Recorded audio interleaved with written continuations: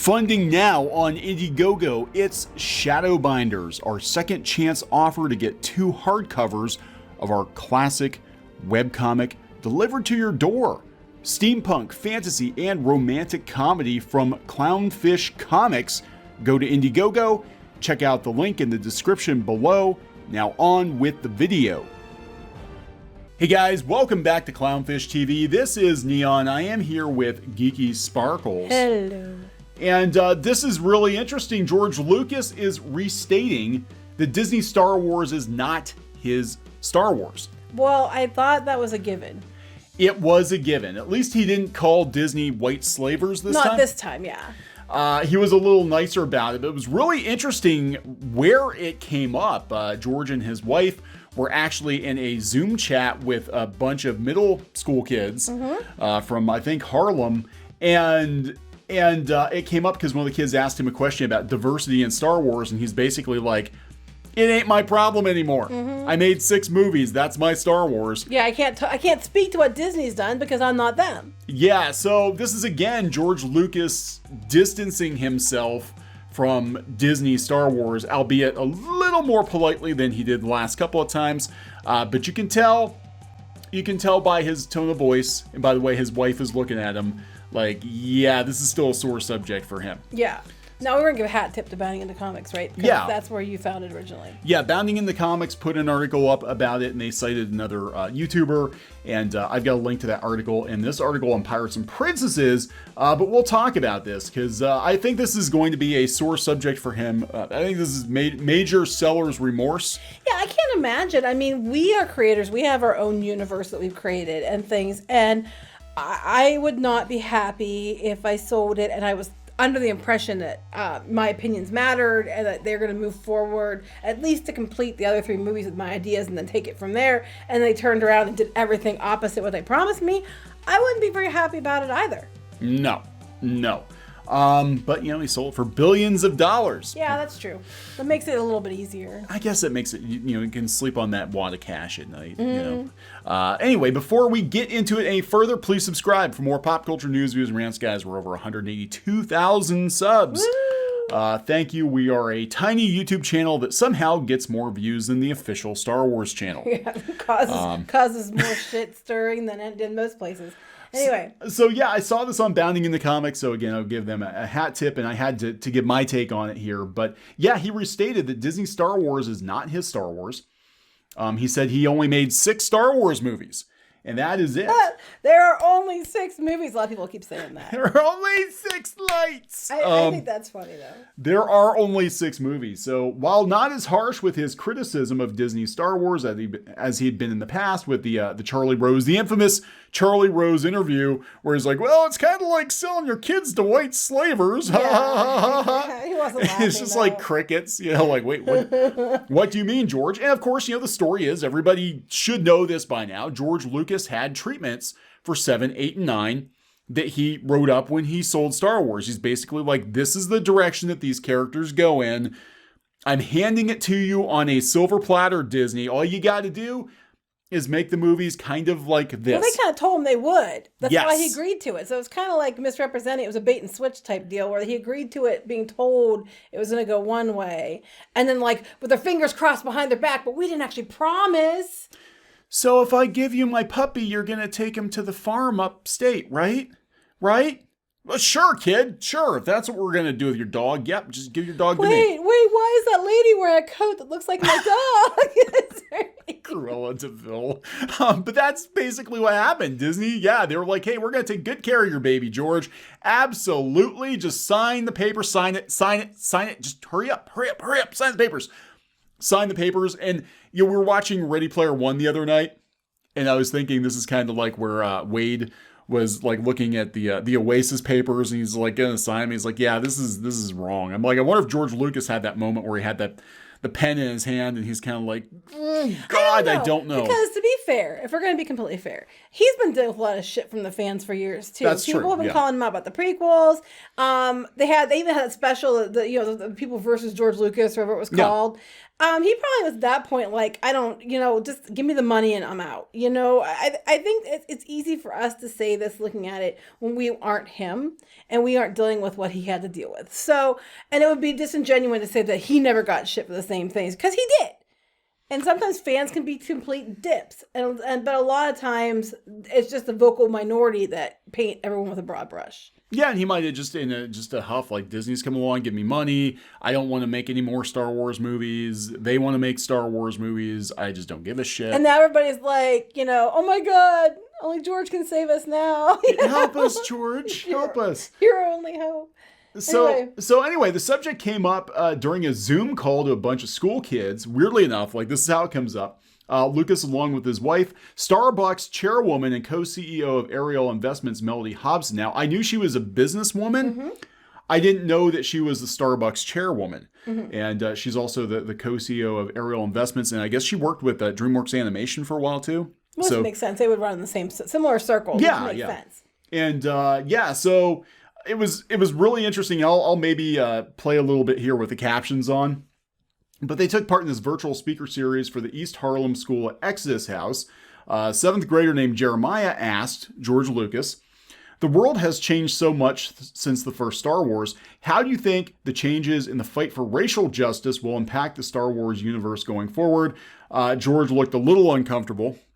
And, let's see if we can turn this on. They were kind of gushing over, like, yeah, this is great, guys.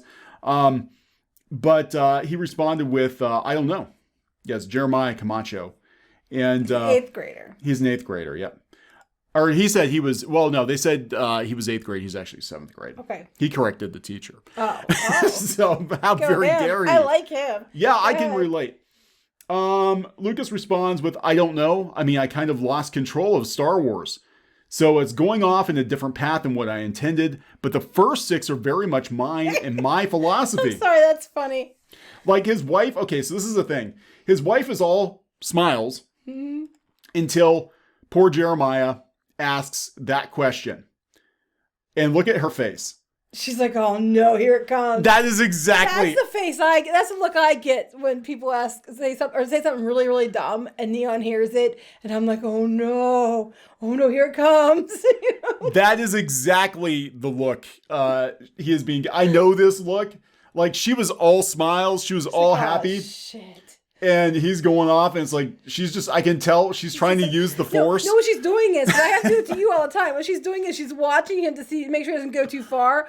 And so she could keep him on track. Because she knows, okay, we're opening a can that was going to go, it's a real deep can and we could be here a while. So I got to make sure I keep him on track, which is what I do often here. So I know that look and I know what she's doing. This is the oh shit, I know as soon as I get home, well, they must be at home now. I'm assuming they're home office. But I know there are going to be messages from Disney Legal on my voicemail because... Just he didn't say anything that wasn't bad. He said, I can't speak to what they do. No, but she does not look like... I'm telling you what she's doing. Watch it. Yeah, she's making sure he doesn't say anything dumb and doesn't go too far. And she's also trying to make sure he doesn't go too deep in because we could be here a while. And I'm just trying to keep it on topic and get back to the point. That's what she's doing. Yeah... Look at that face. That face is, kid, I am going to skin you for asking him that question. That's not, but I know where she's coming from, and I respect. She's like, oh shit. I respect and appreciate, because I've been there, and I know where she's coming from. And she was so happy. Like, you look at her here, when George has his mouth shut, and then you look at her here, it's just like day and night. I've been there, so I understand where she's coming from. Anyway, he continues. I think that philosophy sort of goes beyond any particular time because it's based on history, it's based on philosophy, it's based on a lot of things. Again, the non-answer for the question. Yeah, pretty much. Well, that could have been that phase too. Like you didn't really answer his question. The democratic answer for the issue. According to Lucas, in Star Wars, the aliens and humans of all shapes and colors are not discriminated against, just the droids. Nobody likes the droids. Which is interesting because they keep running with this narrative, the media. Well, George Lucas intended it for that. It's all white people and aliens don't count as other races, and that's just bullcrap, and it's all about discrimination. Look at discrimination. He's like, I'm just like where I'm coming from. The only people that are discriminated against in the Star Wars, my Star Wars anyway, were the droids, which is why droids aren't welcome here and things like that. He was trying to create diversity because if you were going to say Star Wars was real, they all wouldn't be like us. Yeah. So the diversity was in the fact that there was all these different kinds of aliens, maybe different genders, different whatever. They might completely reproduce differently. Fish lady and stuff, frog lady and stuff. My point is, that was his way of getting diversity in there and showing how everybody can work together and everything else, because the whole point was it goes beyond man into true diversity. And then they're like, well, you don't have enough people that have this color hair or that color skin or this many freckles or whatever they're arguing about that week. Yeah, and they keep, so like we mentioned it yesterday in relation to Bill Burr's wife, and everybody was kind of getting on Lucas lately. They're like, Luke Skywalker is problematic because he's a blonde-haired, blue-eyed straight male.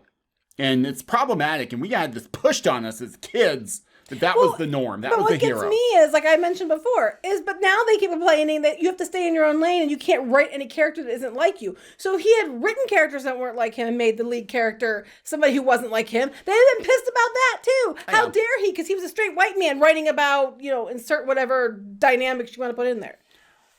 Yeah, so he did not seem terribly happy about the question, but we're dealing with a kid. But yeah, just a look at his wife's face is like, I know that look though. Oh my God, you did not ask him that. And Melody, you and me, same page. I know that look. Don't. But yeah, famously, he slammed Disney a couple of years ago in and that was when The Force Awakens came out, and he's like, he sold Force Awakens to a bunch of white slavers. Mm-hmm. And then I'm sure he got calls from Disney about that. But he's George Lucas. Like, he had Bob Iger. Oh, you have that do you have the Bob Iger thing where he's like basically admitted they kind of screwed him over in his book? Yeah. The ride of a lifetime, which he thought he was so clever. And, ride, attraction. He was taken for the ride of a lifetime, George Lucas was. So this is, Bob Iger explained about Lucas. He said that we decided we needed to buy them. We made it clear in the purchase agreement that we would not be contractually obligated to adhere to the plot lines he laid out. Basically, they told him they were going to follow it. They put it in the contract buried in some language, but, he probably believed them because they had many discussions. Like I said, it's one of those, I promise with your fingers crossed behind your back kind of deals.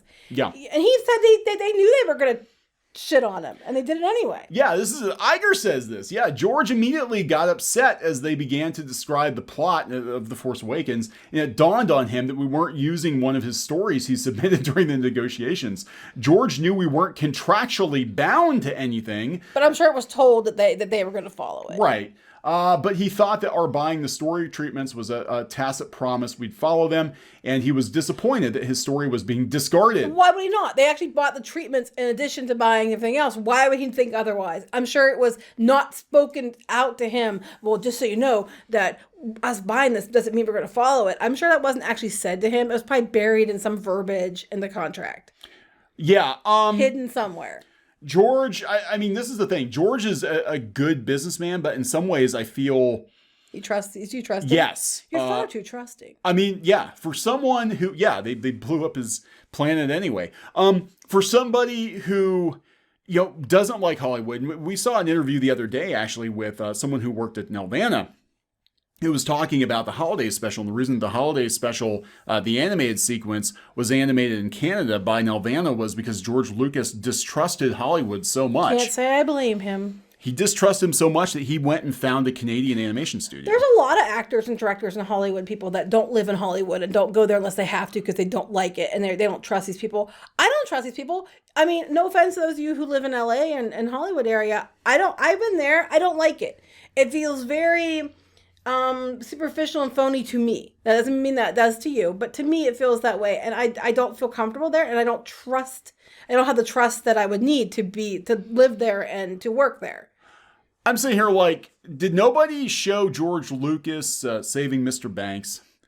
P.L. Travers. I mean, she gets her movie picked up by Disney, and Disney made her a lot of promises. They really Oh, they reined it in because I was gonna say that's not really what happened. She hated it. She hated Walt Disney. She hated the movie. She's like, this cannot possibly change her mind when she saw it was a tear. That's not what happened. No, she freaking hated a movie from Disney about Disney that isn't the truth. I think they bought the screen rights for the book just to be able to put a spin on it, a Disney spin on it. That's what they do. Yeah. Hollywood does this all the time. We keep telling you just because something is optioned doesn't mean they actually are going to do something with it. It just could be that they're trying to block it to keep somebody else from picking it up because they got something similar, or they want to make sure that it's not competition for something they have coming out, or that their competition is going to get it. They'd rather, I don't have time to make it, but I know if my competition does, they're going to make a lot of money, so we're just going to sit on it. This happens all the time. But you know who probably read the book Saving Mr. Banks? J.K. Rowling. Because, by God, she made sure that she has to be involved in and sign off on everything. I don't blame her. I'd be the same way. Everything. And people were like, this is a pain in the ass. We got to run everything through her. I'm like, her universe, her rules. But here's the thing. At the end of the day, they kind of screwed over George Lucas. They thought, ha ha ha ha, we know more than he does about Star Wars. What does he know? And now the sequel trilogies failed miserably. You have Favreau and Filoni. Filoni, of course, worked with George Lucas. Mm. You have them going back to the roots of Star Wars and bringing George in as a consultant. Yeah. And what was performing? The Mandalorian. Mm-hmm. Oh, then they blew that up too by firing I honestly, that was what that was all about. Yeah. So, I mean, this is, I think this is going to be a sore subject for him for years to come. Now, if it were me, and this were my decision to make, I would have been like, okay, fine. I will sell you, the rights to Star Wars for X number of years, but I have to be involved in every fucking thing you do. Because I don't trust you. But I do think you're forgetting that hindsight's 20/20, and at the time, I think he was getting frustrated because now he was way more lenient with fans. He let fans do comics and do fan movies and things, and he didn't have a problem with it because he was more about the fans and the art. But he took a lot of shit from the fans. Yeah. So I am sure that he was to a point where he's just like, I'm out, I'm done. You hated you didn't like the the prequel trilogy, but let's be fair, people loved it compared to the sequels, and I think he was this out. So I think you have to understand it's easy to look at it from our point of view because we weren't the ones living it. Yeah, that's true. He had plenty of money. He had plenty of, and after a while. I deal with it anymore. And he was kind of resentful too. I remember reading interviews with him before. He didn't want to be known as the Star Wars guy. He wanted to be known for other things. I mean, Indiana Jones was him too. Yeah. But it's just I think it's, maybe he just didn't realize how hard it was going to be until, he thought he could, it'd be fine. It's okay with me. I'll just take the money. I'll be okay. Until he actually saw what they did and saw how fans responded. Yeah. Maybe that's part of it. Who knows? But it doesn't matter. He's basically saying, I can't speak to Disney. I only can talk to you for my 6 movies. And, mine, the 6 that matter. The 6 that matter. The canon. The canon 6. So I can't speak for Disney. It's the G canon. They actually used to have different levels of canon, and the G canon was the George Lucas canon. That would mean the movies and anything he personally oversaw. So yeah, G canon's the only canon. Mm-hmm. All right, we gotta wrap this one up. Yep. Okay, so please subscribe for more pop culture news, views, and rants, guys. We'll talk to you later. Bye.